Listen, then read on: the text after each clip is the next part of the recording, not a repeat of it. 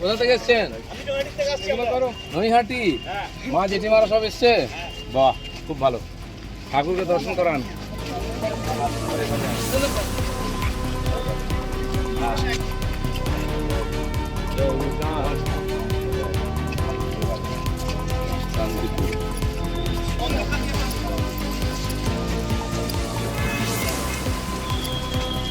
দায়িত্বশীল লোককে প্রশ্ন করবেন, তিনি উত্তর দিবেন, বা দলের স্ট্যান্ড যদি ঘোষিত হয় তাকে সমর্থন করার দায়িত্ব আমার।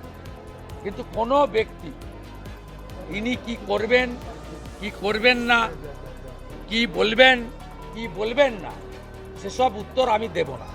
আমি একজনেরই বক্তব্যের প্রতিক্রিয়া দিই, একজনেরই বক্তব্যের পাল্টা বক্তব্য দিই, একজনেরই বক্তব্যের ত্রুটি বিচ্যুতি ধরে দিই, একজনেরই মিথ্যাচারকে আমি কাউন্টার করি।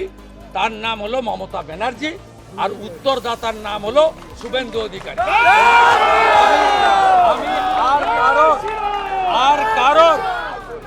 আর কারোর ব্যক্তিগত বিষয়, তার মন্তব্য, তার চলার ধরন, তার কাজের ধরন, প্রেম প্রীতি ভালোবাসা, রাগ বিরহ দহন, এসবের উত্তর আমি দিই না, ভবিষ্যতেও দেব না। যারা 21 সালে এসছে, 20 সালে বিজেপিতে এসছে না, তারা বিজেপি বুঝতে পারবে না। কেউ কেউ RSS দেখাচ্ছে, কেউ কেউ হিন্দুত্ব বোঝাচ্ছে। দিলীপ ঘোষকে হিন্দুত্ব বোঝাবেন না। আমার কাটলে গায়ে হিন্দুর রক্ত বেরোবে, বিজেপির রক্ত বেরোবে। বাকিদের গায়ে কি রক্ত আছে আমি জানি না, কারণ বহু জায়গায় ঘুরে এসছেন তারা। কে বড় বড় কথা কারা বলছে? যারা মমতা ব্যানার্জির আঁচলের তলায় থেকে নেতা হয়েছে। আরো বড় বড় কথা বলছে, অনেকে চরিত্রের কথা বলছে। যারা কালীঘাটের উচ্ছিষ্ট খেয়ে জীবন কাটিয়েছে, আজকে বিজেপির উচ্ছিষ্ট খেয়ে বেঁচে আছে, তারা দিলীপ ঘোষকে ক্যারেক্টার সার্টিফিকেট দিচ্ছে। যারা 4টে বিয়ে করে, 14টা গার্লফ্রেন্ড রাখে, রাত্রের জীবন একরকম, দিনের জীবন একরকম, তারা দিলীপ ঘোষকে ত্যাগী ভোগী বলছে। আহাম্মক। রাস্তায় দাঁড়িয়ে বলো, লোকে কি বলবে? দিলীপ ঘোষ আজকেও রাস্তায় দাঁড়িয়ে আছে, কালো দাঁড়িয়েছিল, আগামী দিনেও থাকবে। মানুষ জানে দিলীপ ঘোষ কি করেছে, দিলীপ ঘোষ কি। আমার মন আর মুখ এক। আমি পর্দার আড়ালে কথা বলি না, কোনো নেতার সঙ্গে বন্ধ ঘরে মিশি না, আমি সে যেই নেতা হোক। আমি চৌরাস্তায় দাঁড়িয়ে কথা বলি, ক্যামেরার সামনে কথা বলি। এটা দিলীপ ঘোষ।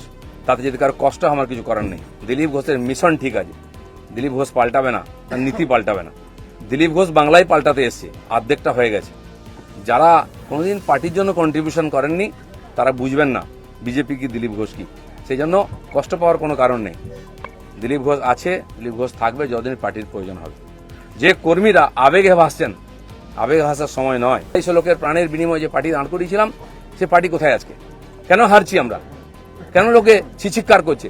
আর এই দালালরা যেদিন থেকে পার্টিতে এসছে, বিজেপির গন্ধও চলে গেছে, বিজেপির স্বাদও চলে গেছে। লোক বিজেপির ভরসা করতে পারছে না। তাই ভরসা ফিরিয়ে আনার জন্য লড়াই করুন, নাটক করবেন না। রক্ত দিয়েছি আমরা, ঘাম দিয়েছি, তারপরে মানুষের বিশ্বাস জিতেছি।